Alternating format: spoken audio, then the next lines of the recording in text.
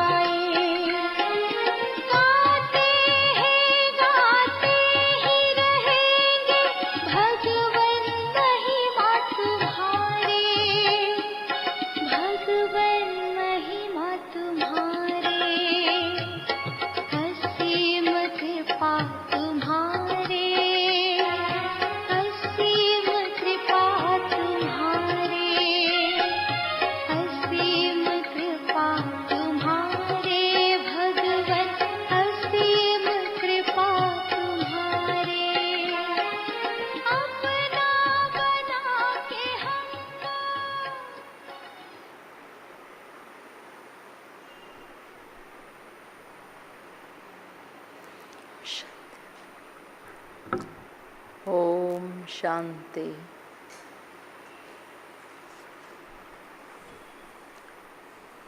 ओम शांति।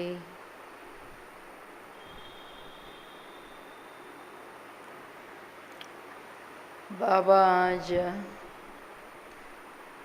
पूछ रहे हैं अपने ऊंची तकदीर बनाने लिए साधन क्या है। सभी तकदीर तो बना के आए हैं, जो बना के आए हैं उसको और ऊंचा बनाने लिए बाबा कहते याद की यात्रा चाहिए। याद याद सदा याद। जितना एक बाप के याद में रहेंगे उतना तकदीर ऊंचा बनता जाएगा। ಶಿವಮನ ಅಂದರೆ ಎಷ್ಟು ನೆನಪಿನ ಯಾತ್ರೆಯಲ್ಲಿ ಒಬ್ಬ ತಂದೆಯ ನೆನಪಲ್ಲಿರ್ತೀವಿ, ನಮ್ಮ ಅದೃಷ್ಟ ದೊಡ್ಡದಾಗ್ತಾ ಹೋಗುತ್ತೆ ಆಗ್ತಾ ಹೋಗುತ್ತೆ. ಯೋಗ ಹೆಂಗೆ ಅಂದರೆ ಒಂದ್ರ ಪಕ್ಕ 0 0 0 0 ಇಟ್ಕೊಂಡು ಹೋದ್ರೆ ಹೆಂಗಿರುತ್ತೆ ಹಂಗೆ ಬಾಬುವ್ರ ನೆನಪಲ್ಲಿರೋದಂದರೆ ಎಡಿಷನ್ ಮಾಡ್ತಾ ಹೋಗೋದು ಸಂಪತ್ತನ್ನು, ಎಲ್ಲ ಪ್ರಾಪ್ತಿಗಳನ್ನು. ಸೊ ಶರೀರ ನಿರ್ವಹರ್ತ ಬಲೆ ಎಲ್ಲ ಕೆಲಸ ಕಾರ್ಯ ಮಾಡಿ, ಬಟ್ ನಾನೊಬ್ಬನ ನೆನಪಲ್ಲಿರಿ.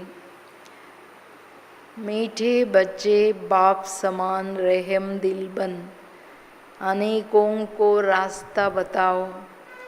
जो बच्चे दिन रात सर्विस में लगे रहते वही बहादुर. ಮಧುರವಾದಂತಹ ಮಕ್ಕಳೇ, ತಂದೆಯ ಸಮಾನ ದಯಾ ಹೃದಯಿಗಳಾಗಿ ಅನೇಕರಿಗೆ ಮಾರ್ಗ ತೋರಿಸಿ. ಯಾವ ಮಕ್ಕಳು ದಿನರಾತ್ರಿ ಸರ್ವೀಸಲ್ಲಿ ತತ್ಪರರಾಗಿರ್ತಾರೆ ಅವರು ಬಹದ್ದೂರ್. ಅವರೆಂಥವರು ಬಹಳ ಧೈರ್ಯಶಾಲಿಗಳು, ಸಾಹಸವಂತರು. ಸೊ ದಟ್ ಹಿಂದೆ ಮುಂದೆ ಏನು ನೋಡದೆ ದಿನರಾತ್ರಿ ಬಾಬಾ ಬಾಬಾ ಸೇವೆ. ऊंची तकदीर का मुख्य आधार किस बात पर है? ಹೈಯೆಸ್ಟ್ ಅದೃಷ್ಟದ ಆಧಾರ ಯಾವುದರ ಮೇಲಿದೆ? ಯಾದ್ ಕಿ ಯಾತ್ರಾ ಪರ್. जितना जो याद करता है उतनी ऊंची तकदीर बनाता है. शरीर निर्वाहर्त कर्म करते बाप और वर्षे को याद करते रहो तो तकदीर ऊंची बनती जाएंगी. ನೆನಪಿನ ಯಾತ್ರೆ ಒಂದೇ ಒಂದು ಯಾವುದರಿಂದ ಅದೃಷ್ಟ ದೊಡ್ಡದಾಗುತ್ತೆ. ಯಾರು ಎಷ್ಟು ನೆನಪು ಮಾಡ್ತಾರೆ ಅವರ ಅದೃಷ್ಟ ದೊಡ್ಡದಾಗ್ತಾ ಹೋಗುತ್ತೆ. ಶರೀರ ನಿರ್ವಹರ್ತ ಕರ್ಮ ಮಾಡ್ತಾ ತಂದೆ ಹಾಗೂ ಆಸ್ತಿಯನ್ನು ನೆನಪು ಮಾಡಿ ಸೊ ಅದೃಷ್ಟ ದೊಡ್ಡದಾಗುತ್ತೆ. ಅಂದರೆ ಕೈ ಕೆಲಸ ಮಾಡ್ತಿರಬೇಕು, ಮನಸ್ಸು ಬುದ್ಧಿ ಕೆಲಸ ಬಾಬಾವರನ್ನು ನೆನಪು ಮಾಡ್ತಿರೋದು, ಬಾಬಾವರನ್ನು ನೋಡ್ತಾ ಇರೋದು, ಬಾಬನ ಆಧಾರದ ಮೇಲೆ ಬದುಕೋದು. ಸೊ ಅಂತರ್ಮುಖತೆಯಲ್ಲಿ ಕೇಳ್ತಿದ್ದೀರ ತಾನೆ ಮುರಳಿ, ಅಂತರ್ಮುಖಿ ಜ್ಞಾನಮಯ ಅವಸ್ಥಾ. ಅದರ ಆಧಾರದ ಮೇಲೆ ಕೇಳಿದ್ರೇ ನನ್ನ ಮಹಾವಾಕ್ಯ ಅದರ ಆಳದಲ್ಲಿ ಗ್ರಹಿಸೋಕ್ಕೆ ಸಾಧ್ಯ. ಆಗ ಮಹಾವಾಕ್ಯದ ರಿಯಲ್ ಲಾಭ, ನನ್ನ ಆತ್ಮನ ಕಲ್ಯಾಣ ಏನಾಗಬೇಕು ಅದಾಗೋಕ್ಕೆ ಸಾಧ್ಯ. ಗೀತ್ ತಕದೀರ್ ಜಗಾಕರ್ ಆಯಿ ಹೋಂ ಓಂ ಶಾಂತಿ. ಎಲ್ಲರೂ ಅದೃಷ್ಟ ಬೆಳಗಿಸ್ಕೊಂಡು ಬಂದಿದ್ದೀರೋ ಅಥವಾ ಇಲ್ಲಿ ಬಂದು ಬೆಳಗಬೇಕೋ? ಮನೇಲಿ ಕೂತಿರೋರೆಲ್ಲ ಏನು ಹೇಳ್ತೀರಾ? ಏನಂತೀರಾ? ಎಲ್ಲರೂ ಅದೃಷ್ಟ ಬೆಳಗಿಸ್ಕೊಂಡು ಬಂದಿದ್ದೀರಾ ಬಾಬಾ ಹೇಳೋದು. ಆ ಬೆಳಗಿಸ್ಕೊಂಡು ಬಂದಿರೋ ಅದೃಷ್ಟನ ಇನ್ನೂ ದೊಡ್ಡದು ಮಾಡಬೇಕು. ಅದೃಷ್ಟ ಬೆಳಗದೇ ಇರೋರು ಇಲ್ಲಿ ಬಾಬೂರ ಹತ್ರ ಬರೋಕ್ಕಾಗಲ್ಲ. ಸೊ ಬೆಳಗಿಸ್ಕೊಳ್ಳಿಕ್ಕೆ ಇಲ್ಲಿ ಬಾಬೂರ ನೆನಪು ಒಂದು ದೊಡ್ಡ ಪುಣ್ಯ ಕರ್ಮ. ಅದನ್ನು ಎಲ್ಲರಿಗೆ ಬಾಬನ ನೆನಪು ತರಿಸ್ತಾ, ಎಲ್ಲರನ್ನು ಬಾಬೂರ ಕಡೆ ಸೆಳೀತಾ, ಬಾಬನ ಮಕ್ಕಳನ್ನು ಮಾಡ್ತಾ, ಬಾಬನ ಕಡೆ ಏಕಾಗ್ರ ಮಾಡಿಸ್ತಾ ಹೋಗಬೇಕು. बच्चे जब पैदा होते हैं तो अपने साथ कर्मों अनुसार तकदीर ले आते हैं. कोई साहूकार के पास, कोई गरीब के पास जन्म लेते हैं. बाप भी समझते हैं कि वारिस आया. जैसे जैसे दान पुण्य किया है उस अनुसार जन्म मिलता है। अब तुम मीठे मीठे सिकिलदे बच्चों को कल बाद फिर से बाप ने आकर समझाया है। ಈಗ ಲೌಕಿಕದಲ್ಲಿ ಎಲ್ಲೇ ಮಕ್ಕಳು ಜನ್ಮ ತಗೋತಾರೆ ಅಂದರೆ ಅವರು ತನ್ನ ಕರ್ಮಾನುಸಾರ ತನ್ನ ಅದೃಷ್ಟವನ್ನು ತಗೊಂಡು ಬರ್ತಾರೆ. ತಂದೆ ತಾಯಿಯ ಆಧಾರದ ಮೇಲೆ ಅವ್ರ ಅದೃಷ್ಟ ಆಗಲ್ಲ. ಆ ಮಕ್ಕಳು ಅವ್ರವ್ರ ಕರ್ಮಾನುಸಾರ ಅದೃಷ್ಟ ತಗೊಂಡು ಬರ್ತಾರೆ.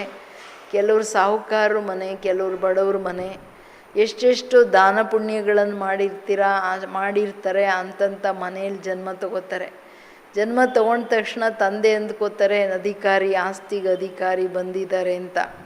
ಬಟ್ ಈಗ ಅಂದರೆ ಕರ್ಮದ ಅನುಸಾರ ಜನ್ಮ, ಕರ್ಮದ ಅನುಸಾರ ಅದರ ಪ್ರಾರಬ್ಧ ಭಾಗ್ಯ ಏನಿದೆ ಸಿಗುತ್ತೆ. ಅದಕ್ಕೆ ಮೀರಿ ಏನೂ ಸಿಗಲ್ಲ. ಇಲ್ಲಿ ಕರ್ಮಕ್ಷೇತ್ರ ಅಲ್ವಾ.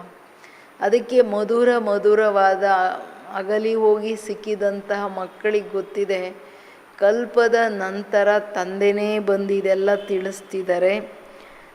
बच्चे भी जानते हैं कि हम अपनी तकदीर ले आए हैं, स्वर्ग की बादशाही की तकदीर ले आए हैं. जिन्होंने अच्छी तरह से जाना है और बाप को याद कर रहे हैं, याद के साथ तकदीरवान का कनेक्शन है. जन्म लिया है तो बाप की याद भी होनी चाहिए. जितना याद करेंगे उतनी तकदीर ऊंची रहेंगी. कितनी सहज बात है. ಮಕ್ಕಳಿಗೆ ಗೊತ್ತಿದೆ ನಾವೆಲ್ಲರೂ ಅದೃಷ್ಟವನ್ನು ತಗೊಂಡು ಬಾಬೂರ ಹತ್ರ ಬಂದಿದ್ದೀವಿ. ಎಂಥ ಅದೃಷ್ಟ ತಗೊಂಡು? ಸ್ವರ್ಗದ ರಾಜ್ಯ ಭಾಗ್ಯದ ಅದೃಷ್ಟವನ್ನು ತಗೊಂಡು ಬಾಬೂರ ಹತ್ರ ಬಂದಿದ್ದೀವಿ.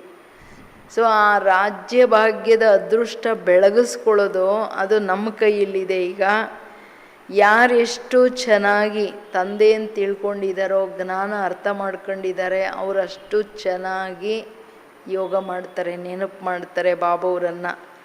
ಇದು ಪ್ರೂಫು. ಯಾಕೆ? ನೆನಪಿನ ಜೊತೆ, ಬಾಬೂರ ನೆನಪಿನ ಜೊತೆ ಅದೃಷ್ಟದ ಕನೆಕ್ಷನ್ ಇದೆ. ಜನ್ಮ ಲಿಯಾ ಹೈ ತೋ ಬಾಪ್ ಕಿ ಯಾದ್ ಹೋನಾ चाहिए. जितना याद करेंगे उतना तकदीर ऊंची रहेंगी. कितनी सहज बात है. सेकंड में जीवन मुक्ति मिल जाती. तुम आए हो सुखदाम की तकदीर प्राप्त करने. ಅಂದರೆ ಎಷ್ಟೆಷ್ಟು ತಂದೆಯ ನೆನಪು ಮಾಡ್ತಾ ಹೋಗ್ತೀವಿ ಅದೃಷ್ಟ ಬೆಳಗುತ್ತೆ. ಅಂದರೆ ಅರ್ಥ ಏನು? ಆತ್ಮ ಪಾವನ ಆದಂಗೆ ಎಲ್ಲ ಜ್ಞಾನ ಗುಣ ಶಕ್ತಿಗಳ ಧಾರಣೆ ಆಗ್ತಾ ಹೋಗುತ್ತೆ. ಸೊ ದಟ್ ಅದೃಷ್ಟ ಬೆಳಗ್ತಾ ಹೋಗುತ್ತೆ. ಎಷ್ಟು ಸಹಜವಾದ ಮಾತು. ಯಾಕೆಂತಂದರೆ ಸೆಕೆಂಡಲ್ಲಿ ಜೀವನ್ ಮುಕ್ತಿ ಸಿಗುತ್ತೆ ನಿಮ್ಮ ಮಕ್ಕಳಿಗೆ. ನೀವು ನನ್ನ ಹತ್ರ ಬಂದಿದ್ದೀರಾ ಅಂದರೆ ಸುಖಧಾಮದ ಅದೃಷ್ಟ ತಗೊಂಡು ಬಂದಿದ್ದೀರಾ. ಎಷ್ಟು ದೊಡ್ಡದಲ್ವಾ?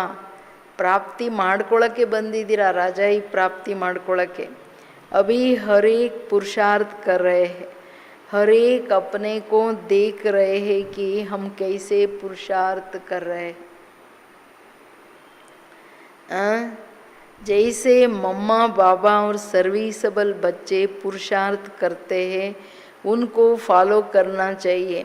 सबको बाप का परिचय देना चाहिए. बाप का परिचय दिया तो रचना के आदि मध्य अंत का भी आ जाएगा. ಇಂಪಾರ್ಟೆಂಟ್ ಏನೋ, ಎಲ್ಲ ಮಕ್ಕಳಿಗೆ ಪುರುಷಾರ್ಥ ಮಾಡ್ತಿದ್ದಾರೆ. ಪ್ರತಿಯೊಬ್ಬರು ತನ್ನನ್ನು ತಾನು ನೋಡ್ಕೋಬೇಕು. ನಾವು ಹೇಗೆ ಪುರುಷಾರ್ಥ ಮಾಡ್ತಿದ್ದೀವಿ. ಮಮ್ಮ ಬಾಬಾ ಹಾಗೂ ಅನನ್ಯ ಮಕ್ಕಳು ಏನು ಪುರುಷಾರ್ಥ ಮಾಡ್ತಾರೆ ಅವರನ್ನು ಫಾಲೋ ಮಾಡಬೇಕಾಗಿದೆ. ಎಲ್ಲರಿಗೆ ನನ್ನ ಪರಿಚಯ ಕೊಡಬೇಕಾಗಿದೆ. ತಂದೆಯ ಪರಿಚಯ ಕೊಟ್ಟರೆ ರಚನೆಯ ಆದಿ ಮಧ್ಯದ ಅಂತ್ಯದ ಜ್ಞಾನ ಸ್ವತಃ ಅರ್ಥ ಆಗ್ತಾ ಹೋಗುತ್ತೆ. ಕೋರ್ಸ್ ಅಂದರೆ ಬಾಬನ ಪರಿಚಯ ಜೊತೆ ಬೇರೆ ಕೋರ್ಸು ಬಂದ್ಬಿಡುತ್ತಲ್ಲ. ऋषि मुनि आदि कोई भी रचता और रचना के आदि मध्य अंत का नॉलेज दे नहीं सकते. अभी तुम्हारी बुद्धि में सारा चक्र स्मृति में रहता. दुनिया में कोई भी बाप और वर्षे को नहीं जानते. तुम बच्चे बाप को और अपने तकदीर को जानते हो. अब बाप को याद करना है, ಶರೀರ ನಿರ್ವಾಹರ್ಥ ಕರ್ಮ भी करना है. ಅಂದರೆ ಈ ಜ್ಞಾನನ ಋಷಿ ಮುನಿಗಳು ಯಾರೂ ಕೊಡೋಕ್ಕೆ ಸಾಧ್ಯ ಇಲ್ಲ. ಯಾರಿಗೂ ಗೊತ್ತಿಲ್ಲದೆ ಇರೋ ಜ್ಞಾನ ನಿಮಗೆ ಅರ್ಥ ಆಗಿದೆ, ಚಕ್ರ ಬುದ್ಧಿಯಲ್ಲಿ ಅರ್ಥ ಆಯಿತು. ಪ್ರಪಂಚದವರಿಗೆ ತಂದೆನೂ ಗೊತ್ತಿಲ್ಲ, ಆಸ್ತಿನೂ ಗೊತ್ತಿಲ್ಲ. ಈಗ ನೀವು ತಂದೆಯನ್ನು ನೆನಪು ಮಾಡಿ, ತಂದೆಯಿಂದ ಅದೃಷ್ಟ ಹೆಂಗೆ ತಗೋತೀರಾ? ತಂದೆ ಹಾಗೂ ಅದೃಷ್ಟ ಎರಡರ ಬಗ್ಗೆ ಗೊತ್ತಿದೆ, ಅದಕ್ಕೇ ನೆನಪು ಮಾಡ್ತಿರೋದು. ಬಾಬಾ ಹೇಳ್ತಾರೆ, ನೀವು ನನ್ನನ್ನು ನೆನಪು ಮಾಡದೆ ಅದೃಷ್ಟದ ಜ್ಞಾನ ಇದ್ರೂ, ನನ್ನ ಪರಿಚಯ ಇದ್ರೂ ನೀವು ಅದನ್ನು ತಗೊಳಕ್ಕಾಗಲ್ಲ. ಏಕೆಂದರೆ ಪಾವನರಾಗದೆ ಗುಣವಂತರು ಜ್ಞಾನ ಬಲ ಯೋಗ ಬಲ ಇಲ್ಲದೆ ಆಸ್ತಿ ತಗೊಳಕ್ಕಾಗಲ್ಲ. ಇದು ಸರಿಯಾಗಿ ಅರ್ಥ ಆಗಬೇಕಾಗಿರೋ ಮಾತು. ಅದಕ್ಕೆ ಹೇಳ್ತಾರೆ, ಭಲೆ ನಾನು ನೆನಪು ಮಾಡೋದಂದರೆ ಮನೆ ಮಠ ಬಿಡಬೇಕಾಗಿಲ್ಲ, ನೀವು ಸಂಭಾಲನೆ ಮಾಡಿ. घर बार भी संभालना है, कोई निर्बंध नहीं तो वो अच्छी सर्विस कर सकते. ಎಲ್ಲ ಸಂಭಾಲನೆ ಮಾಡಿ. ನಿರ್ಬಂಧನರಿದ್ದೀರಾ, ಇನ್ನು ಜಾಸ್ತಿ ಸರ್ವಿಸ್ ಮಾಡಿ. बाल बच्चे कोई नहीं तो उनको सर्विस करने का अच्छा चांस है. स्त्री को पति या बच्चों का बंधन होता, अगर बच्चे नहीं है तो बंधन मुक्त ठहरे. वो जैसे वानप्रस्थी हो गए ना. ಮೂಲ ಮಾತು ಬಾಬಾ ಹೇಳೋದು, ಈಗ ಮನೆಯಲ್ಲಿ ಮಕ್ಕಳಿಲ್ಲ ಅಂದಾಗ ಇಬ್ಬರೂ ತುಂಬ ಸರ್ವೀಸ್ ಮಾಡ್ಬೋದು. ಈಗ ಮನೆಯಲ್ಲಿ ಮಕ್ಕಳು ಬೇರೆ ಎಲ್ಲ ಇತ್ತಂದರೆ ಅಕ್ಕಂದರಿಗೆ ಬಂಧನ ಇದೆ, ಇಲ್ಲ ಅಂದರೆ ನೀವು ಈ ಟೋಟಲಿ ಸರ್ವೀಸಲ್ಲಿ ಬಂಧನ ಮುಕ್ತರಾಗಿ ಬರ್ಬೋದು. ಅಂದರೆ ವಾನಪ್ರಸ್ಥಿಗಳ ತರಹ ಯಾವ ಬಂಧನ ಇಲ್ಲ, ಬಾಬಾನೇ ಮಗ, ಸೊ ಎಲ್ಲ ಸೇವೆ ಮಾಡ್ತಾ ಹೋಗಿ. ಫಿರ್ ಮುಕ್ತಿ ಧಾಮ್ ಜಾನೆ ಕೆ ಲಿಯೇ ಸಂಗ್ चाहिए. भक्ति मार्ग में तो संग मिलता साधुओं आदि का, निवृत्ति मार्ग वालों का. अब निवृत्ति मार्ग वाले प्रवृत्ति मार्ग का वर्षा दिला ना सके, तुम बच्चे ही दिला सकते हो. तुमको बाप ने रास्ता बताया है. भारत की हिस्ट्री जाग्रफी 84 जन्मों की बैठ समझाए. ಬಾಬಾ ಹೇಳ್ತಿರೋದು, ಮುಕ್ತಿಧಾಮಕ್ಕೆ ಹೋಗಲಿಕ್ಕೆ ಸಂಘನೂ ಬೇಕು. ಭಕ್ತಿಯಲ್ಲಾದರೆ ಸಾಧು ಸಂತರ ಸಂಘ, ಕೆಲವರಿಗೆ ಅಂದರೆ ಟೋಟಲಿ ನಿವೃತ್ತಿ ಮಾರ್ಗದ ಸಂಘನೇ ಸಿಗೋದು. ಬಟ್ ನಿವೃತ್ತಿ ಮಾರ್ಗದವರು ಪ್ರವೃತ್ತಿ ಮಾರ್ಗದ ಭಾಗ್ಯವನ್ನು ಕೊಡಿಸ್ಲಿಕ್ಕೆ ಸಾಧ್ಯ ಇಲ್ಲ. ಆಸ್ತಿಯನ್ನು ನೀವು ಮಕ್ಕಳು ಬಾಬಾ ಹೇಳ್ತಾರೆ ತಂದೆಯಿಂದ ಕೊಡಿಸ್ಬೋದು. ಏಕೆಂದರೆ ಶಿವ ಬಾಬಾ ಸತ್ಯುಗದ ಆಸ್ತಿ ಕೊಡೋದಂದರೆ ಅದು ಪ್ರವೃತ್ತಿ ಆಸ್ತಿ, ಅಲ್ಲಿ ಪರಿವಾರ ಇದೆಯಲ್ಲ. ಸೊ ನೀವು ಮಕ್ಕಳಿಗೆ ತಂದೆ ಮಾರ್ಗ ತೋರಿಸಿದರೆ ಭಾರತದ ಇತಿಹಾಸ ಹಾಗೂ 84 ಜನ್ಮಗಳ ರಹಸ್ಯ ತಿಳಿಸ್ರಿ ಎಲ್ಲರಿಗೆ. ಯಾಕೆಂದರೆ ಭಾರತವಾಸಿಗಳೇ 84 ಜನ್ಮ ತಗೊಳ್ಳೋದು. ಇದು एक ही बात नहीं है. सूर्यवंशी सो फिर चंद्रवंशी फिर वैश्यवंशी घराने में आते हैं, नंबरवार तो होते हैं. भारत का पहला नंबर प्रिंस है श्री कृष्ण, जिसको झूले में झुलाते हैं. दूसरे नंबर को झुलाते ही नहीं, क्योंकि कला कम हो गई. जो पहला नंबर है पूजा उसकी होती. मनुष्य समझते नहीं है कि कृष्ण एक है तो वह 2-3 है. कृष्ण की डायनास्टी चलती है, ये किसको भी पता नहीं है. पूजा सिर्फ नंबर 1 की ही होती है. मार्क्स तो नंबरवार ही मिलते हैं, तो पुरुषार्थ करना चाहिए ना. ಬಾಬಾ ಹೇಳ್ತಿರೋದು ಅಂದರೆ ಭಾರತದ ಮೊದಲನೇ ನಂಬರ್ ಕೃಷ್ಣ, ಶ್ರೀಕೃಷ್ಣ ಯಾರನ್ನ ತೂಗ್ತಾರೆ. ಅಂದರೆ ಇದು ಒಬ್ಬರಿಬ್ಬರು ಮಾತಲ್ಲ, 84 ಜನ್ಮಗಳು. ಇದೆಲ್ಲ ಟೋಟಲ್ ರಾಜಧಾನಿ ಅಂದರೆ ವಂಶಾವಳಿಗಳು ಬರುತ್ತೆ. ಅವ್ರ ರಾಜ್ಯಗಳಲ್ಲಿ ಎಷ್ಟೊಂದು ಪ್ರಜೆಗಳು ಬರ್ತಾರೆ. ಒಬ್ಬಿಬ್ರು ಹೆಂಗಾಗುತ್ತೆ, ಸೂರ್ಯವಂಶೀಯರು ಚಂದ್ರವಂಶೀಯರಿಗೆ ಕಂಟಿನ್ಯೂ ಆಗ್ತಾರೆ, ಮೇಲಿಂದನೂ ಬರ್ತಾ ಹೋಗ್ತಾರೆ. ಆಮೇಲೆ ವೈಶ್ಯವಂಶಿ, ಶೂದ್ರವಂಶಿ. ಈಗ ಅಂತ್ಯದಲ್ಲಿ ನಾವು ಬಂದು ಬಾಬಾನ ಮಕ್ಕಳು ಬ್ರಾಹ್ಮಣರಾಗಿದ್ದೀವಿ. ಅದಕ್ಕೆ ಹೇಳ್ತಿದ್ದಾರೆ, ಕೃಷ್ಣನ ಆತ್ಮ ನಂಬರ್ 1 ಆತ್ಮ, ಒಬ್ಬೇ ಕೃಷ್ಣನ ಎಲ್ಲ. ಕೃಷ್ಣ ನಂಬರ್ 1 ಒಂದೇ ಆತ್ಮ. ಆದರೆ ಅವ್ರ ವಂಶಾವಳಿ ಹೆಂಗೆ ಎಡ್ವರ್ಡ್ II, III ಹೆಂಗೆ ಬರುತ್ತೆ, ಅವ್ರ ವಂಶಾವಳಿಗಳು 8 ಪೀಳಿಗೆಗಳು ನಡೀತದೆ. ಇದು ಯಾರಿಗೂ ಗೊತ್ತಿಲ್ಲ. ನಂಬರ್ 1 ಪೂಜೆನೂ ಯಾಕಾಗುತ್ತೆ ಅಂತ ಯಾರಿಗೆ ಗೊತ್ತು. मार्क्स तो नंबरवारी मिलती है, तो पुरुषार्थ करना चाहिए. क्यों न हम पहले नंबर में आए, मम्मा बाबा को फॉलो करें, उनके राजधानी ले लेवे. ಕೃಷ್ಣ ಒಬ್ಬರೇ, ಬಟ್ ಅವ್ರ ರಾಜಧಾನಿಯಲ್ಲಿ ಬರ್ಬೋದಲ್ಲ. ಪುರುಷಾರ್ಥ ಮಮ್ಮ ಬಾಬನ ಫಾಲೋ ಮಾಡಿ ಅವ್ರ ರಾಜಧಾನಿಯಲ್ಲಿ ಬರ್ಬೇಕು ತಾನೆ ರಾಜರಾಗಿ. ಹೇಗೆಂದರೆ ಒಬ್ಬರೇ ರಾಜರಲ್ಲ, ವಿಶ್ವ ಮಹಾರಾಜನ ಜೊತೆ ಮಹಾರಾಜರು ರಾಜರು ಎಲ್ಲ ನಂಬರ್ ಇದ್ದೆ. जो अच्छी सर्विस करेंगे वो अच्छे महाराजा के घर में जन्म लेंगे. वहाँ तो आई ही महाराजा महारानी. उस समय कोई राजा रानी का टाइटल नहीं होता, वो बाद में शुरू होता. द्वापर से जब पतित बनते हैं तो उसमें बड़ी प्रॉपर्टी वाले को राजा कहा जाता है. फिर महाराजा का लकब कम हो जाता, प्रलोप हो जाता. ತಂದೆ ಹೇಳ್ತಾರೆ, ಯಾರ್ಯಾರು ಚೆನ್ನಾಗಿ ಸರ್ವೀಸ್ ಮಾಡ್ತಾರೆ, ಧಾರಣೆ ಮಾಡ್ತಾರೆ ಅಂತ ಒಳ್ಳೆ ಮಕ್ಕಳು ಒಳ್ಳೆ ಮಹಾರಾಜನ ಮನೆಯಲ್ಲಿ ಜನ್ಮ ತಗೋತಾರೆ. ಏಕೆಂದರೆ ಸತ್ಯುಗದಲ್ಲಿ ಇರೋದೇ ಮಹಾರಾಜ ಮಹಾರಾಣಿ. ಆ ಸಮಯದಲ್ಲಿ ರಾಜ ರಾಣಿನೂ ಟೈಟಲ್ ಇರಲ್ಲ, ಅದರ ನಂತರನೇ ಶುರುವಾಗೋದು. ದ್ವಾಪರದಲ್ಲಿ ಯಾವಾಗ ಪತಿತರಾಗ್ತಾರೆ ಅದರಲ್ಲಿ ಭಾಳ ದೊಡ್ಡ ಪ್ರಾಪರ್ಟಿ ಯಾರಿಗಿರುತ್ತೆ ಅವರು ರಾಜಾರ ಅಂತ ಹೇಳಲಾಗುತ್ತೆ. ಮಹಾರಾಜ ವಿಶ್ವ ಮಹಾರಾಜ ನೀವೆಲ್ಲ ಏನಿದೆ ಬಾಬಾ ಹೇಳ್ತಾರೆ, ಸತ್ಯುಗದಲ್ಲಿ ಮಹಾರಾಜ ರಾಣಿ, ದ್ವಾಪರದ ನಂತರ ಎಲ್ಲ ರಾಜ ರಾಣಿಯರು. ಅಲ್ಲಿ ಮಹಾರಾಜ ಅನ್ನೋದನ್ನು ಒಟ್ಟೋಗುತ್ತೆ, ಟೈಟ್ಲ್ ಅಂತಾರೆ. फिर जब भक्ति मार्ग होता है तो गरीब साहूकार में फ़र्क रहता. अब तुम बच्चे ही शिव बाबा को याद करते हो और उनसे वर्षा ले रहे हो. ಭಕ್ತಿ ಮಾರ್ಗದಲ್ಲಿ ಎಲ್ಲ ಸುಖ ದುಃಖ ಶುರುವಾಗ್ಬಿಡುತ್ತಲ್ಲ, ಬಡವರು ಸಾಹುಕಾರರು ವ್ಯತ್ಯಾಸಗಳು ಗೊತ್ತಾಗುತ್ತೆ. ಸತ್ಯುಗದಲ್ಲಿ ಬಡತನದ ಪ್ರಶ್ನೆ ಇಲ್ಲಲ್ಲ, ಎಲ್ಲರೂ ಸಂಪನ್ನವಾಗಿದ್ದಾರೆ, ಕೊರತೆನೇ ಇಲ್ಲ. ಈಗ ನೀವು ಮಕ್ಕಳು ತಂದೆಯನ್ನು ನೆನಪು ಮಾಡ್ತಿದ್ದೀರಾ, ಅವರಿಂದ ಆಸ್ತಿ ತಗೋತಿದ್ದೀರಾ. और सत्संगों में मनुष्य बैठ कथा सुनाते हैं, मनुष्य मनुष्य को भक्ति सिखलाते हैं. वे ज्ञान देकर सद्गति नहीं कर सकते. वेद शास्त्रादि सब है भक्ति मार्ग के. सद्गति तो ज्ञान से होती, पुनर्जन्म को मानते भी हैं. बीच में तो कोई भी वापस जा नहीं सकते. ಇಂಪಾರ್ಟೆಂಟ್ ಏನಂದರೆ, ಭಕ್ತಿಯಲ್ಲಿ ಸತ್ಸಂಗಗಳಾಗುತ್ತೆ, ಕತೆ ಕೂತ್ಕೊಂಡು ಕೇಳ್ತಾರೆ. ಮನುಷ್ಯರು ಸದ್ಗತಿ ಕೊಡಲ್ಲ, ಅವ್ರು ಬರೀ ಭಕ್ತಿ ಕಲಿಸ್ತಾರೆ. ಜ್ಞಾನ ಇಲ್ಲದೆ ಸದ್ಗತಿ ಸಿಗಲ್ಲ. ವೇದಶಾಸ್ತ್ರಗಳೆಲ್ಲ ಭಕ್ತಿ ಮಾರ್ಗದ್ದು. ಪುನರ್ಜನ್ಮದ ಮೇಲೆ ಎಲ್ಲರಿಗೂ ನಂಬಿಕೆ ಇದೆ, ಬಟ್ ಪುನರ್ಜನ್ಮ ತಗೊಂಡು ಕೆಳಗಡೆ ಸಂಗಮ ಯುಗದಲ್ಲಿ ಬರೋವರೆಗೂ ಮಧ್ಯದಲ್ಲಿ ಯಾರು ವಾಪಸ್ ಹೋಗೋಕ್ಕೆ ಸಾಧ್ಯ ಇಲ್ಲ. ಬಾಬವರೇ ಬಂದು ಅಂತ್ಯದಲ್ಲಿ ಎಲ್ಲರನ್ನು ಕರ್ಕೊಂಡು ಹೋಗಬೇಕು.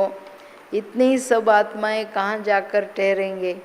सब धर्म वालों के सेक्शन तो अलग अलग है ना, तो यह भी समझाना है. ये किसको पता नहीं है, आत्माओं का भी जाड़. ಇವರೆಲ್ಲ ಆತ್ಮಾओं का ಜಾಡೆ ಪರಮಧಾಮದಲ್ಲಿ ಅದೆಲ್ಲ ಗೊತ್ತಿಲ್ಲ. ಈ ಆತ್ಮಗಳನ್ನೆಲ್ಲ ಬಾಬಾ ಕರ್ಕೊಂಡು ಹೋಗ್ತಾರೆ. ಎಲ್ಲಿ ಹೋಗ್ತಾರೆ, ಎಲ್ಲಿರ್ತಾರೆ ಇವರೆಲ್ಲ ಅಂತ ಯಾರಿಗೂ ಗೊತ್ತಿಲ್ಲ. ಯಾಕೆಂದರೆ ಪರಮಧಾಮದಲ್ಲಿ ಆತ್ಮಗಳ ವೃಕ್ಷ ಇದೆ, ಅವರವರ ಧರ್ಮದ್ದು ಸೆಕ್ಷನ್ಸ್ ಇದೆ.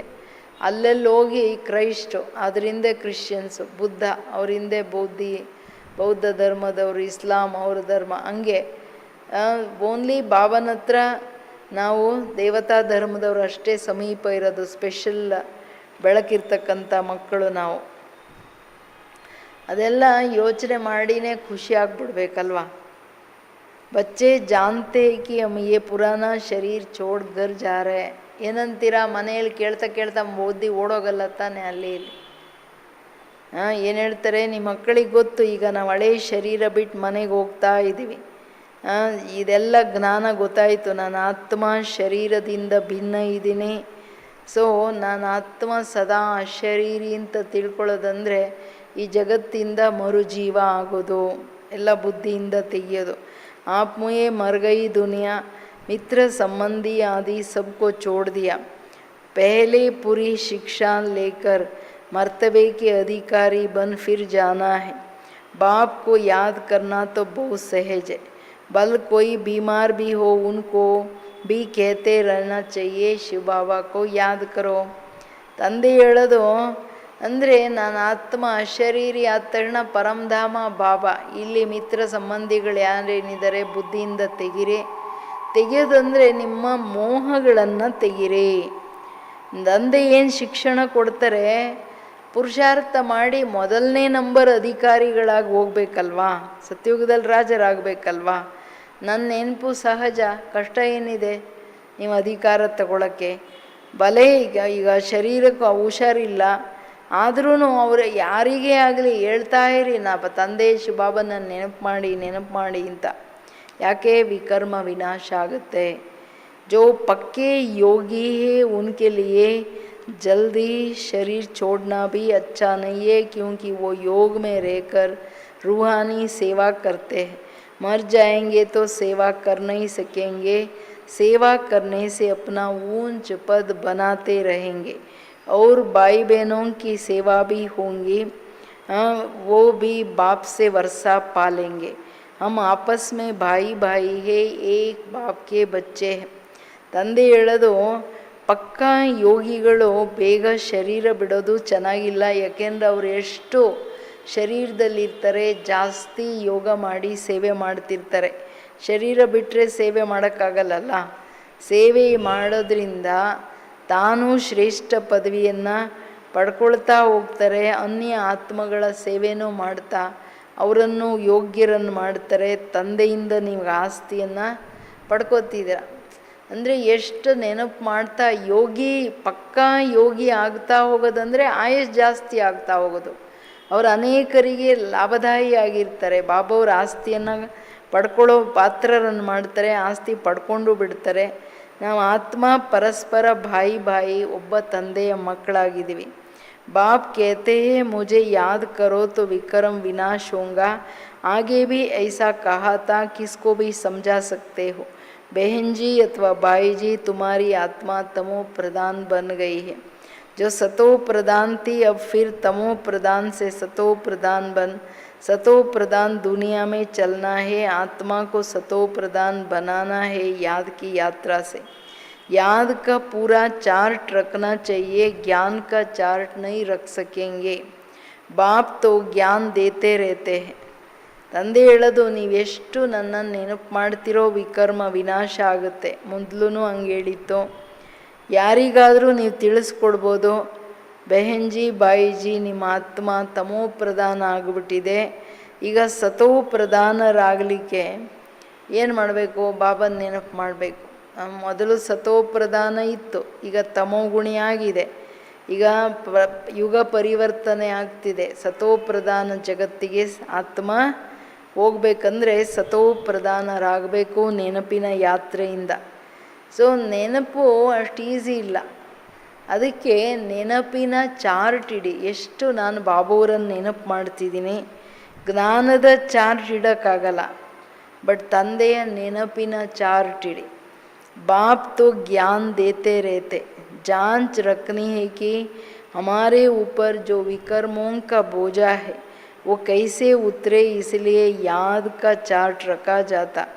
हमने कितना घंटा याद किया, मूल वतन को भी याद करते हैं, फिर नई दुनिया को भी याद करते हैं. उथल पुथल होनी है, उसकी भी तैयारी हो रही है. बाम शादी भी बनते जाएंगे. ಇಂಪಾರ್ಟೆಂಟು, ನಮ್ಮ ತಲೆ ಮೇಲೆ ಎಷ್ಟು ವಿಕರ್ಮಗಳ ಹೊರೆ ಏನಿದೆ ಅದನ್ನು ಹೆಂಗೆ ಇಳಿಸ್ಕೊಳ್ಳೋದು, ಅದಕ್ಕೆ ನೆನಪಿನ ಚಾರ್ಟ್ ಇಡಬೇಕು. ಎಷ್ಟು ತಂದೆಯನ್ನು ನೆನಪು ಮಾಡಿದೆ, ಎಷ್ಟು ಗಂಟೆ ಇಡೀ ದಿನ ನೆನಪು ಮಾಡಿದ್ವಿ ಅದು ನೋಡ್ಕೋಬೇಕಲ್ಲ. ಆ ಮೂಲವತನವನ್ನು ನೆನಪು ಮಾಡ್ತೀರಾ ಅಂದರೆ ಹೊಸ ಜಗತ್ತೂ ನೆನಪು ಬರುತ್ತೆ. ಬಾಬಾ ಅಂದರೆ ಆಸ್ತಿನೂ ನೆನಪು ಬರುತ್ತೆ ತಾನೆ. ಬಾಬಾ ಅಂದರೆ ಪರಮಧಾಮನೂ ನೆನಪು ಬರುತ್ತೆ. ಸೊ ಈ ಕೇಳ್ತಾ ನೆನಪು ಬರ್ತಿದೆಯಾ? ನೋಡ್ತಾ ಇದ್ದೀರಾ ಬಾಬುವರನ್ನು? ಹೊಸ ಜಗತ್ತು ಕಾಣ್ತಾ ಇದೆಯಾ? ತೋ ಜಗತ್ತು ತುಂಬಾ ಎಲ್ಲ ಉಥಲ್ ಪಥಲ್ ಏರುಪೇರು ಆಗುತ್ತೆ ಮಕ್ಕಳೇ. ಅದಕ್ಕೆ ತಯಾರಿಗಳಾಗ್ತಿದೆ. ಬಾಂಬ್ಸ್ಗಳು ಇಷ್ಟು ಮಾಡ್ತಿದ್ದಾರೆ. एक तरफ कहते हैं कि हम ऐसे ऐसे मौत के लिए सामान बना रहे, दूसरी तरफ कहते हैं मौत का सामान नहीं बनाओ. समुद्र के नीचे भी मारने का सामान रखा है. ऊपर आकर बॉम्ब्स छोड़ फिर समुद्र में चले जाएंगे. ऐसी ऐसी चीज़ बनाते रहते, ये अपना ही विनाश के लिए कर रहे हैं. मौत सामने खड़ा है, इतने बड़े बड़े महल बना रहे ಅಂದರೆ ವಿನಾಶಕ್ಕೆ ಏನೇನು ಸಾಮಗ್ರಿಗಳು ಮಾಡ್ತಿದ್ದಾರೆ. ಈಗ ಬಾಂಬ್ಸ್ ಮಾಡ್ತಿದ್ದಾರೆ, ಇವರೆಲ್ಲ ಸಮುದ್ರದ ಕೆಳಗಡೆನೂ ಇಟ್ಕೊಂಡಿದ್ದಾರೆ ಬಾಂಬ್ಸ್ಗಳನ್ನ. ಇವರೇನು ಅಂದ್ಕೋತಾರೆ, ನಾವು ಹೊರಗಡೆ ಎಲ್ಲರಿಗೆ ಬಾಂಬ್ಸ್ ಹಾಕ್ಬಿಟ್ಟು ಸಮುದ್ರದೊಳಗಡೆ ಹೋಗಿ ಬಚ್ಚಿಟ್ಕೊಳ್ಳೋಣ ಅಂತ. ಸಮುದ್ರನೇ ಕೆಳಗಡೆ ಡಮಾರ್ ಅಂತ ಹತ್ಕೋಕ್ಕಾಗ್ಬಿಟ್ರೆ ಮುಗ್ದೋಯ್ತಲ್ಲ ಇವ್ರ ಕತೆ. ಯಾರ ಕೈಲಿ ಏನಿಲ್ಲ, ಈ ಥರ ಮಾಡ್ತಿದ್ದಾರೆ ಮಕ್ಕಳೇ. ವಿನಾಶ ಎಲ್ಲರ ಮುಂದೆ ಇದೆ. ಇಷ್ಟು ದೊಡ್ಡದು ನೋಡಿ 150 ಫ್ಲೋರು ಬಿಲ್ಡಿಂಗ್ಗಳು ಮಾಡ್ತಾರೆ, ಏನೇನು ಮಾಡ್ತಾರೆ. ತುಮ್ ಜಾನ್ತೆ ಹೋ ಯೆ ಸಬ್ ಮಿಟ್ಟಿ ಮೇ ಮಿಲ್ ಜಾಯೇಂಗಾ, ಕಿಸ್ಕಿ ದಬಿ ರಹಿ ದೂರ್ ಲಡಾಯಿ ज़रूर होगा, कोशिश कर पॉकेट सबके खाली करेंगे, चोर भी कितने घुस पड़ते, लड़ाई पर कितना चर्चा करते, ये सब मिट्टी में मिल जाना, मकान आदि सब गिरेगा, बाम्स आदि गिरने से सृष्टि के 3 भाग खलास हो जाते. ವಿನಾಶ ಎಷ್ಟು ಕ್ರೂರವಾಗುತ್ತಲ್ಲ, ಇದು ದೊಡ್ಡ ವಿನಾಶ ಅಲ್ವಾ. ಲಾಸ್ಟಲ್ಲಿ ಬಾಬಾ ಹೇಳ್ತಾರೆ ಎಲ್ಲರ ಜೇಬು ಖಾಲಿ ಆಗುತ್ತೆ. ಕೆಲವ್ರದ್ದೆಲ್ಲ ಮಣ್ಣಲ್ಲಿ ಹೋಗುತ್ತೆ, ಬೆಂಕಿಯಲ್ಲಿ ಹೋಗುತ್ತೆ, ಕೆಲವರು ಗೌರ್ಮೆಂಟ್ ಕಿತ್ಕೊಂಡು ಹೋಗುತ್ತೆ, ಕಳ್ಳರು ಲೂಟಿ ಹೊಡಿತಾರೆ, ಅಂತೂ ಸಮಾಪ್ತಿ ಆಗುತ್ತೆ. ಅಷ್ಟೇ ಅಲ್ಲ, ಬಾಂಬ್ಸ್ ಬಿದ್ದ ತಕ್ಷಣ 3 ಭಾಗ ಸೃಷ್ಟಿಗೆ ಅಂತಾರೆ, 3 ಭಾಗ ಕಲಾಸ ಆಗಿಬಿಡುತ್ತೆ. ಬಾಕಿ 1 ಭಾಗ ಬಚ ಜಾತಾ, ಭಾರತ್ ಏಕ್ ಹಿಸ್ಸೆ ಮೇ. ಕೇಳಿದ್ರಾ ಬಾಬನ ಭಾರತ? ಬಾಬಾ ಹೇಳ್ತಾರೆ 3 ಭಾಗ ಏನು ಸೃಷ್ಟಿ ಇದೆ ಸಮಾಪ್ತಿ ಆದರೆ 1 ಭಾಗದಲ್ಲಿ ಭಾರತ ಇದೆಯಲ್ಲ ಅದು ಬಚಾವಾಗುತ್ತೆ ಅಂತ. ಯಾಕೆಂದರೆ ಇದು ಬಾಬನ ಭಾರತ, ಅವಿನಾಶಿ ಭಾರತ.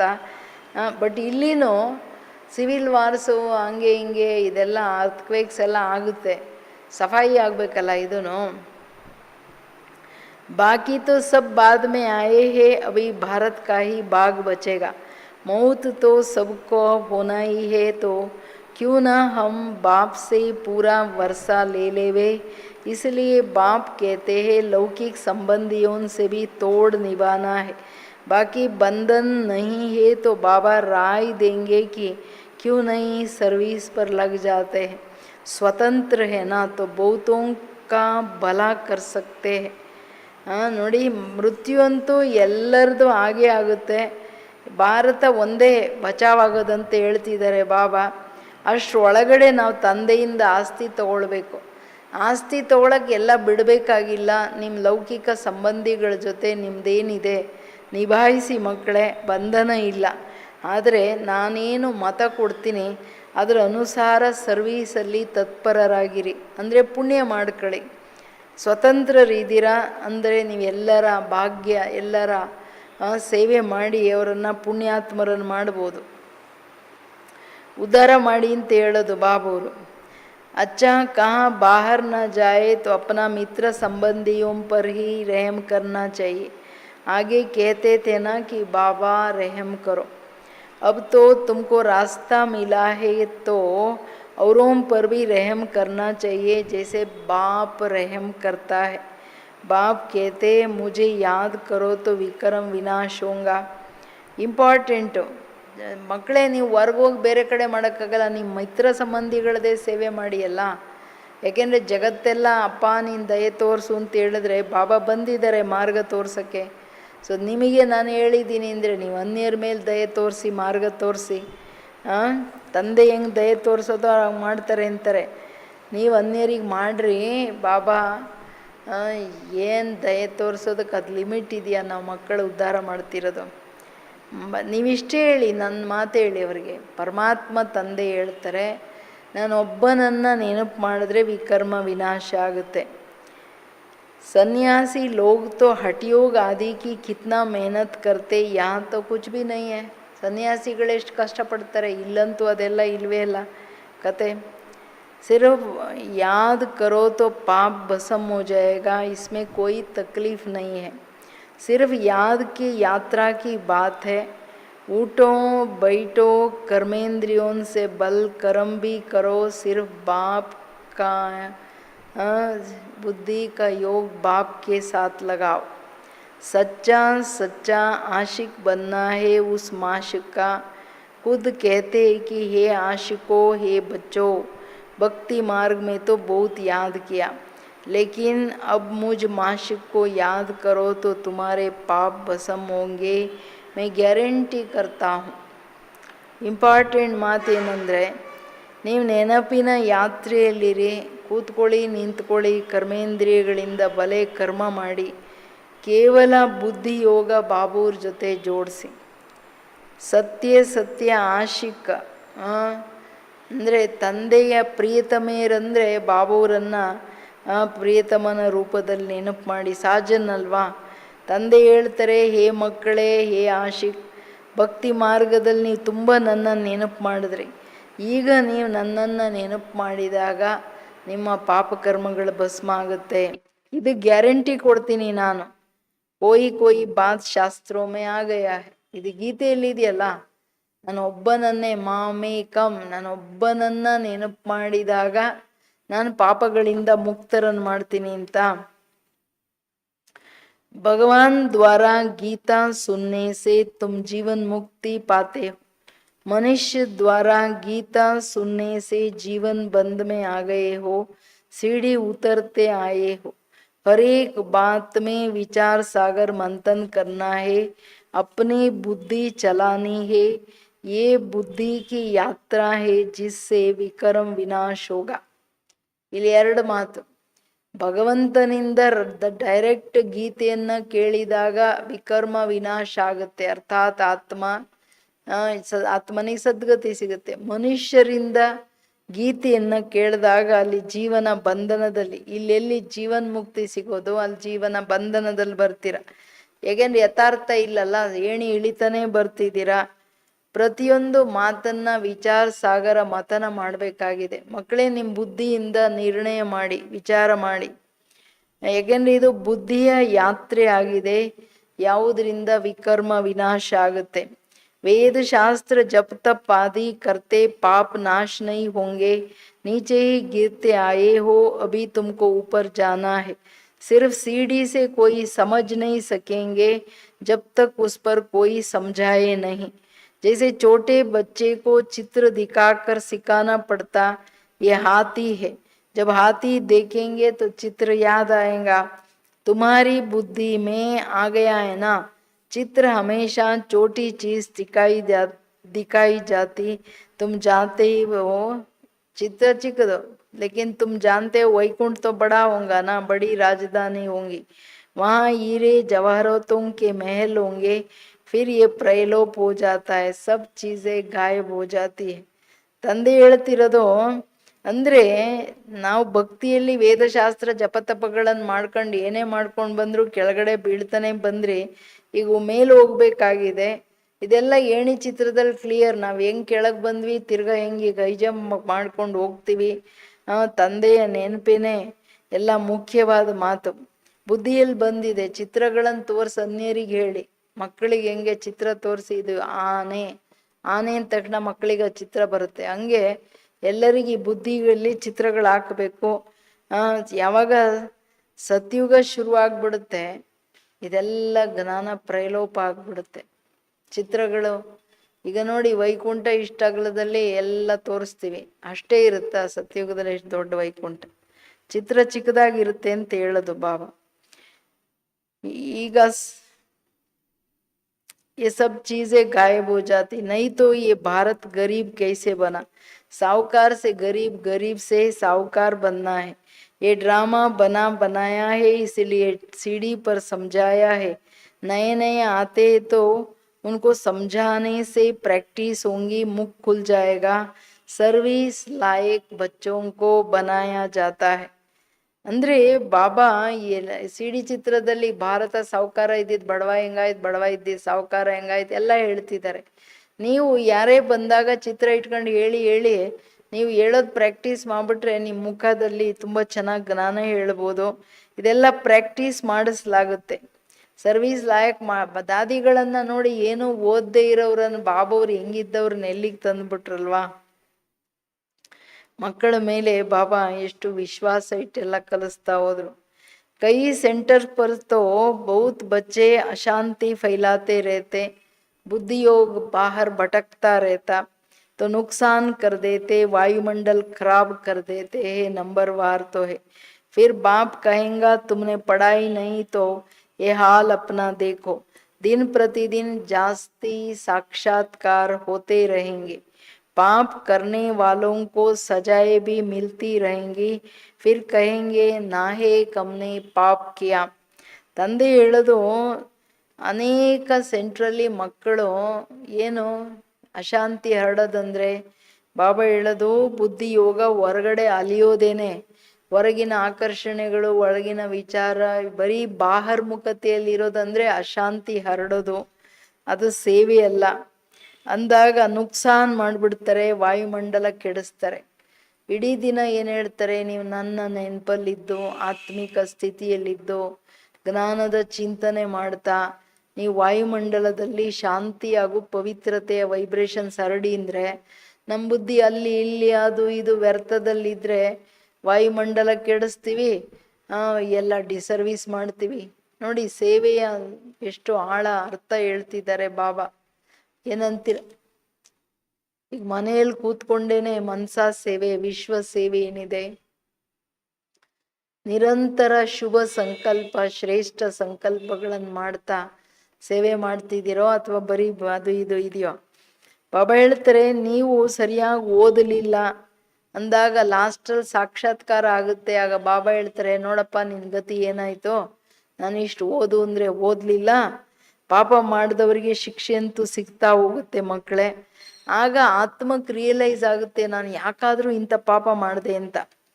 बाप को सुनाकर प्रायश्चित करने से कुछ कम हो सकता, नहीं तो रुद्धि होती रहेंगी, ऐसा होता रहता. खुद भी महसूस करेंगे, परंतु फिर कहते क्या करें, हमारी आदत मिटती नहीं है, इससे तो घर जाकर रहे. कोई तो अच्छी सर्विस करते, कोई डिसर्विस भी करते. हमारी सेना में कौन कौन बहादुर है, ये बाप बैठ नाम बताते हैं. ಕೇಳಿದ್ರೆ ಏನು ಹೇಳ್ತಾರೆ? ತಂದೆ ಹೇಳ್ತಿರೋದು ಅಂದರೆ, ತಂದೆ ಹತ್ರ ಸತ್ಯವನ್ನು ಹೇಳಿ ಪ್ರಾಯಶ್ಚಿತ್ತ ಮಾಡಿದ್ರೆ ಪಾಪ ಸ್ವಲ್ಪ ಕಡಿಮೆ ಆಗುತ್ತೆ. ಆದರೆ ಮಾಡಲ್ಲ ಹಂಗೆ ಅಂದರೆ ಒಳಗಡೆನೇ ಪಾಪ ವೃದ್ಧಿ ಆಗುತ್ತೆ. ಆಮೇಲೆ ಅಂದ್ಕೋತಾರೆ, ಅಯ್ಯೋ ಇಲ್ಲಿ ಇದ್ಬಿಟ್ಟು ಏನು ಮಾಡೋಕ್ಕಾಗುತ್ತೆ, ಅದ್ರ ಬದಲಾಗಿ ಮನೆಗೆ ಹೋಗೋಣ ಅಂತ ಇಲ್ಲಿಂದ ಹೊರಟೋಗ್ತಾರೆ. ಬಟ್ ಆದರೆ ಇನ್ನೂ ಜಾಸ್ತಿ ಪಾಪ ಮಾಡ್ದಂಗೆ ತಾನೆ ತನ್ನ ಮನ್ಮಾನಿ ಮಾಡಿದ್ರೆ. ಅದಕ್ಕೆ ಹೇಳ್ತಿದ್ದಾರೆ, ಕೆಲವು ಮಕ್ಕಳು ಇದ್ಕೊಂಡು ಒಳ್ಳೆ ಸರ್ವೀಸ್ ಮಾಡ್ತಾರೆ, ಕೆಲವರು ಡಿಸರ್ವೀಸ್ ಮಾಡ್ತಾರೆ. ಯಾರ್ಯಾರು ನನ್ನ ಸೈನ್ಯದಲ್ಲಿ ಮಹಾವೀರರಿದ್ದಾರೆ, ನಾನು ಲಿಸ್ಟ್ ತೆಗಿತೀನಿ, ಹೆಸರು ಹೇಳ್ತೀನಿ ಅಂತಾರೆ ಬಾಬಾ. ಬಾಕಿ ಲಡಾಯಿ ಆದಿ ಕಿ ಯಹಾ ಬಾತ್ ನಹೀ ಹೈ, ಯಹ ಹೈ ಬೇಹದ್ ಕಿ ಬಾತೆ. ಸೈನ್ಯ ಅಂದ್ರೆ ಇಲ್ಲಿ ಯಾವ ಯುದ್ಧ ನಡೀತಿಲ್ಲ, ಇದು ಬಾಬಾ ಹೇಳ್ತಾರೆ ಬೇಹದ್ದಿನ ಮಾತು. ಯಾಕೆಂದ್ರೆ ಮಾಯೆ ಜೊತೆ ಯುದ್ಧ ಇದೆ, ಇದು ಸೂಕ್ಷ್ಮ ಯುದ್ಧದ ಪ್ರಶ್ನೆ ಅಲ್ಲ. अच्छे बच्चे होंगे तो बाप जरूर महिमा करेंगे, बच्चों को बहुत रहम दिल कल्याणकारी बनना है. ಯಾರು ಒಳ್ಳೆ ಮಕ್ಕಳಿದ್ದಾರೆ ಖಂಡಿತ ಅವರನ್ನು ಮಹಿಮೆ ಮಾಡ್ತಾರೆ ಬಾಬಾ. ನೀವು ಮಕ್ಕಳು ದಯಾ ಹೃದಯಗಳು, ಕಲ್ಯಾಣಕಾರಿಗಳಾಗಬೇಕು, ಅಂದೋಂಕಿ ಲಾಟಿ ಬನ್ನ है, ಕುರುಡರ ಊರುಗೋಲಾಗಬೇಕು. सबको रास्ता बताना है कि बाप को याद करो तो विक्रम विनाश होगा. ಪಾಪಾತ್ಮ और ಪುಣ್ಯ ಆತ್ಮ कहते हैं ना, ತಂದೆ ಹೇಳೋದು ಎಲ್ಲರಿಗೂ ಮಾರ್ಗ ತೋರಿಸಿ ತಂದೆ ಒಬ್ಬರನ್ನ ನೆನಪು ಮಾಡಿ ವಿಕರ್ಮ ವಿನಾಶ ಆಗುತ್ತೆ. ಪಾಪಾತ್ಮ ಪುಣ್ಯಾತ್ಮ ಅಂತ ಹೇಳ್ತಾರೆ ತಾನೆ. ಸೊ ಈಗ ಪುಣ್ಯಾತ್ಮನಾಗಲಿಕ್ಕೆ ಬಾಬನ್ ನೆನಪು ಮಾಡಬೇಕು. ಐಸೆ ತೋಡೆ ಕಿ ಅಂದರ್ ಪರಮಾತ್ಮ ಹೇ, वह आत्मा कोई परमात्मा बन जाती है, सब रॉन्ग है. परमात्मा पर थोड़ा ही पाप लग सकता, उसका तो ड्रामा में पार्ट है सर्विस करने का. मनुष्य ही पाप आत्मा पुण्य आत्मा बनते हैं. जो सतो प्रधान थे वही तमो प्रधान बने हैं, उनके तन में बाप बैठ सतो प्रधान बनाते हैं, तो उनकी मत पर चलना पड़े. ಆತ್ಮ ಪರಮಾತ್ಮ ಅಂತೂ ಆಗಕ್ಕಾಗಲ್ಲ, ಅಥವಾ ಪುರುಷಾರ್ಥ ಮಾಡಿ ನಾನು ಪರಮಾತ್ಮ ಆಗ್ಬಿಡ್ತೀನಿ, ಅದು ಇಲ್ಲ. ಆತ್ಮ ಪಾಪಾತ್ಮ ಪುಣ್ಯಾತ್ಮ ಅಂತ ಆತ್ಮ ಕೇಳಲಾಗುತ್ತಲ್ಲ, ಪರಮಾತ್ಮನ ಮೇಲೆ ಪಾಪ ಪುಣ್ಯದ ಲೇಪ ಚೇಪ ಇಲ್ಲ. ಅದಕ್ಕೆ ಪರಮಾತ್ಮನ ಪಾರ್ಟ್ ಬಂದು ಮಕ್ಕಳ ಸೇವೆ ಮಾಡೋದು ಅಂತ ಇರುವಾಗ ಅವ್ರು ಬೇರೆನೇ ತಾನೇ, ಆತ್ಮಗಳು ತಾನೇ ಈ ಪರಿವರ್ತನೆಯಲ್ಲಿ ಬರೋದು. ಸತೋ ಪ್ರಧಾನರಿದ್ದವ್ರು ತಮೋಗುಣಿ ಆಗ್ತಾರೆ, ಅದಕ್ಕೆ ಬಾಬಾ ಬ್ರಹ್ಮ ತಂದೆಯ ಶರೀರದಲ್ಲಿ ಬಂದು ನಾವು ಮಕ್ಕಳನ್ನ ಸತೋ ಪ್ರದಾನ ಮಾಡ್ತಾರೆ ಅಂದರೆ ಅವ್ರ ಮತದ ಮೇಲೆ ನಡಿಬೇಕಲ್ವಾ. अभी बाप ने तुम बच्चों को विशाल बुद्धि बनाया है. अभी तुम जानते हो कि राजधानी कैसे स्थापन हो रही है. बाप ही ब्रह्मा तन में आकर ब्रह्मा मुख वंशावली बच्चों को राजयोग सिखाए देवी देवता बनाते हैं. फिर पुनर्जन्म ले सीढ़ी उतरते हैं. अब फिर सब रिपीट करना है. बाप फिर ब्रह्मा द्वारा स्थापना करा रहे हैं. योग बल से तुम 5 विकारों पर जीत पाकर जगत जीत बनते हो. बाकी लड़ाई आदि की कोई बात नहीं है. ನೀವು ಮಕ್ಕಳೀಗ ತಂದೆಯಿಂದ ಬಹಳ ವಿಶಾಲ ಬುದ್ಧಿಯವರಾಗಿದ್ದೀರ. ಬಾಬಾ ತಾನೇ ವಿಶಾಲ ಬುದ್ಧಿ ಕೊಟ್ಟಿರೋದು. ನಿಮ್ಮ ಮಕ್ಕಳಿಗೆ ಗೊತ್ತಿದೆ ರಾಜಧಾನಿ ಹೆಂಗ್ ಸ್ಥಾಪನೆ ಆಗ್ತಿದೆ. ಬ್ರಹ್ಮ ಶರೀರದಲ್ಲಿ ಬಂದು ಬ್ರಹ್ಮ ಮುಖವಂಶಾವಳಿ ನಾವು ಮಕ್ಕಳಿಗೆ ರಾಜಯೋಗ ಕಲಿಸಿ ಬಾಬಾ ದೇವಿ ದೇವತೆಗಳನ್ನಾಗಿ ಮಾಡ್ತಿದ್ದಾರೆ. ನಂತರ ಪುನರ್ಜನ್ಮ ತಗೊಂಡು ಸತ್ಯುಗದಲ್ಲಿ ಬರ್ತೀವಿ, ಏಣಿ ಇಳಿತಾ ಹೋಗ್ತೀವಿ. ಇದು ರಿಪೀಟ್ ಮಾಡಬೇಕಾಗುತ್ತೆ. ತಂದೆ ಪುನಃ ಬಂದು ಬ್ರಹ್ಮನ ಮುಖಾಂತರ ಸ್ಥಾಪನೆ ಮಾಡ್ತಾರೆ. ಯೋಗ ಬಲದಿಂದ ನೀವು ಮಕ್ಕಳು 5 ವಿಕಾರಗಳ ಮೇಲೆ ವಿಜಯ ಪಡ್ಕೊಂಡು ಜಗತ್ ಜೀತ್ ಆಗ್ತೀರಾ. ಬಾಕಿ ಲಡಾಯಿ ಯುದ್ಧದ ಮಾತಂತ ಏನಿಲ್ಲ. ಅಚ್ಚಾ मीठे मीठे सिकिलदे बच्चों प्रति मात पिता बाप दादा का याद प्यार और गुड मॉर्निंग. रूहानी बाप की रूहानी बच्चों को नमस्ते. हम रूहानी बच्चों की रूहानी बाप दादा को याद प्यार और नमस्ते नमस्ते नमस्ते. थैंक यू, शुक्रिया बाबा.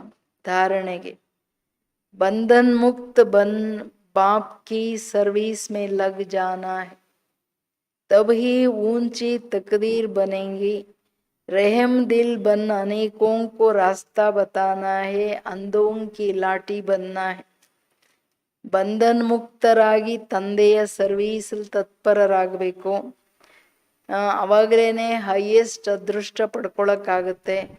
ದಯಾ ಹೃದಯಿಗಳಾಗಿ ಅನೇಕರಿಗೆ ಮಾರ್ಗ ತೋರಿಸ್ಬೇಕು, ಕುರುಡರಿಗೆ ಊರುಗೋಲಾಗಬೇಕು. इस शरीर से ममत्व निकाल जीते जी मरना है, क्योंकि अब वापस घर जाना है. बीमारी में भी एक बाप की याद रहे तो विक्रम विनाश हो जाएगा. ಈ ಶರೀರದಿಂದ ಮಮತೆಯನ್ನು ತೆಗೆದು ಬದುಕಿರುವಾಗಲೇ ಶರೀರ ದೇಹಾಭಿಮಾನದಿಂದ ಸತ್ತು ಆತ್ಮನಾಗಿ ಬದುಕಬೇಕು. ಆಗಲೇ ಬೇಗ ವಾಪಸ್ ಹೋಗೋಕೆ ಸಾಧ್ಯ. ಎಂಥದೇ ಶರೀರದ ಕರ್ಮ ಭೋಗ, ಶರೀರದ ಕಾಯಿಲೆ ಇದೆಯಾ, ಹೆಚ್ಚು ಕಡಿಮೆ ಇದೆಯಾ, ನಾನು ಒಬ್ಬನ ನೆನಪಲ್ಲಿದ್ದು ವಿಕರ್ಮ ವಿನಾಶ ಮಾಡ್ಕೊಳ್ಳಿ. ವರದಾನ. ನೆನಪಿನ ಯಾತ್ರೆಯ ಬಗ್ಗೆ ಬಾಬಾ ಎಷ್ಟೊಂದು ಕೂತ್ಕೊಂಡು ಹೇಳ್ತಾರೆ. ವಿನಾಶ ಎಷ್ಟು ವಿಕರಾಳವಾಗಿರುತ್ತೆ, ಅದೆಲ್ಲ ಎದುರಿಸ್ಲಿಕ್ಕೆ ಎಷ್ಟು ಯೋಗ ಬಲ ಬೇಕಲ್ವಾ. वरदान. अन्य आत्माओं की सेवा के साथ साथ स्वयं की भी सेवा करने वाले सफलता मूर्त भव. अन्य ಆತ್ಮಗಳ ಸೇವೆಯ ಜೊತೆಗೆ ಸ್ವಯಂನ ಸೇವೆ ಮಾಡೋರೇ ಸಫಲತಾ ಮೂರ್ತಿಗಳು. ಅನ್ಯ ಆತ್ಮಗಳ ಸೇವೆಯ ಜೊತೆಗೆ ಸ್ವಯಂ ಸೇವೆ. फर्स्ट स्वयं सेवे, आमेले बेरेवर सेवे. सेवा में सफलता मूर्त बनना है तो दूसरों की सर्विस के साथ साथ अपनी भी सर्विस करो. जब कोई भी सर्विस पर जाते हो तो ऐसे समझो कि सर्विस के साथ साथ अपने भी पुराने संस्कारों का अंतिम संस्कार करते हैं. जितना संस्कारों का संस्कार करेंगे उतना ही सत्कार मिलेगा. सभी आत्माएं आपके आगे मन से नमस्कार करेंगी, लेकिन बाहर से नमस्कार करने वाले नहीं बनाना, मानसिक नमस्कार करने वाले बनाना. ಏನು ಹೇಳ್ತಾರೆ ಬಾಬಾ, ಸೇವೆಯಲ್ಲಿ ಸಫಲರಾಗಲಿಕ್ಕೆ ಇದು ಸ್ಲೋಗನ್ನೇ ಅಲ್ವಾ. ಸ್ವಯಂ ಪರಿವರ್ತನೆಯಿಂದ ವಿಶ್ವ ಪರಿವರ್ತನೆ. ಸ್ವಯಂ ಸೇವೆ ಮಾಡ್ಕೊಳ್ಳೋರೆ ಬೇರೆಯವ್ರ ಸೇವೆ ಮಾಡೋಕ್ಕಾಗುತ್ತೆ. ಯಾವುದೇ ಸರ್ವೀಸಲ್ಲಿರಿ, ಬಟ್ ಜೊತೆಗೆ ತನ್ನ ಸರ್ವೀಸ್ ಅಂದ್ರೇನು, ತನ್ನ ಹಳೆಯ ಸಂಸ್ಕಾರ ಸ್ವಭಾವಗಳೇನಿದೆ ಅದಕ್ಕೆ ಅಂತಿಮ ಸಂಸ್ಕಾರ ಬೆಂಕಿ ಹಾಕಬೇಕು. ಎಷ್ಟು ಸಂಸ್ಕಾರ ಮಾಡ್ತೀರಾ ಅಂದರೆ ಬೆಂಕಿ ಹಾಕ್ತಿರೋ ಅಷ್ಟು ಸತ್ಕಾರ ಸಿಗುತ್ತೆ. ಎಲ್ಲ ಆತ್ಮಗಳು ನಿಮ್ಮ ಶ್ರೇಷ್ಠ ವ್ಯಕ್ತಿತ್ವ ನೋಡಿ ಮನಸ್ಸಿಂದ ನಮಸ್ಕಾರ ಮಾಡ್ತಾರೆ. ಹೊರಗಿನ ನಮಸ್ಕಾರ ಮಾಡೋರಲ್ಲ, ಬಟ್ ಮನಸ್ಸಿಂದ. ದೇವತೆಗಳಿಗೆ ಹೆಂಗೆ ಮಾಡ್ತಾರೆ? ಮನಸ್ಸಿಂದ ನಮಸ್ಕಾರ ಮಾಡ್ತಾರಲ್ಲ. ಯಾರಲ್ಲಿ ಗುಣಗಳಿದೆ ಎಲ್ಲರೂ ಮನಸ್ಸಿನಿಂದ ಆಶೀರ್ವಾದ ಮಾಡ್ತಾರಲ್ವ. ಸ್ಲೋಗನ್ ಬೇಹದ್ ಕಿ ಸೇವಾ ಕಾ ಲಕ್ಷ್ಯ ರಖೋ ತೋ ಹದ್ ಕೆ ಬಂಧನ್ ಸಬ್ ಟೂಟ್ ಜಾಯೆಂಗೆ. ಬೇಹದ್ದಿನ ಸೇವೆಯ ಲಕ್ಷ್ಯ ಇಟ್ಕೊಳ್ಳಿ, ಆಗ ಮಿತವಾದ ಬಂಧನ ಎಲ್ಲ ಸಮಾಪ್ತಿಯಾಗ್ಬಿಡುತ್ತೆ. ವಿಶ್ವ ಸೇವೆಯಲ್ಲಿ ಬ್ಯುಸಿ ಆಗಿಬಿಟ್ರೆ ಲೆಕ್ಕಾಚಾರ ಬಾಬನ ಜೊತೆ ಆಗ್ತಾ ಪುಣ್ಯದ ಖಾತೆ ಬಂದಷ್ಟು ಮಿತವಾದ ಬಂಧನಗಳು ಸಮಾಪ್ತಿಯಾಗ್ಬಿಡುತ್ತೆ. ಇದು ವಿಶೇಷ ಮಾತಲ್ವಾ. ಸೊ ಹೈಯೆಸ್ಟ್ ಅದೃಷ್ಟ ಮಾಡ್ಕೊಳ್ಳೋಕೆ ಏನು ಮಾಡಬೇಕು? ಸದಾ ನೆನಪಿನ ಯಾತ್ರೆಯಲ್ಲಿ ಹೆಜ್ಜೆ ಹೆಜ್ಜೆಗೆ ಬಾಬಾ ನಿಂತ್ಕೊಳ್ಳಿ, ಕೂತ್ಕೊಳ್ಳಿ, ಎಲ್ಲ ಕಾರ್ಯ ಮಾಡಿ ಸದಾ ನನ್ನ ನೆನಪಲ್ಲಿರಿ. ಇಷ್ಟು ದೊಡ್ಡ ಮಾತು ಹೇಳ್ತಿದ್ದಾರೆ ಬಾಬಾ. So important.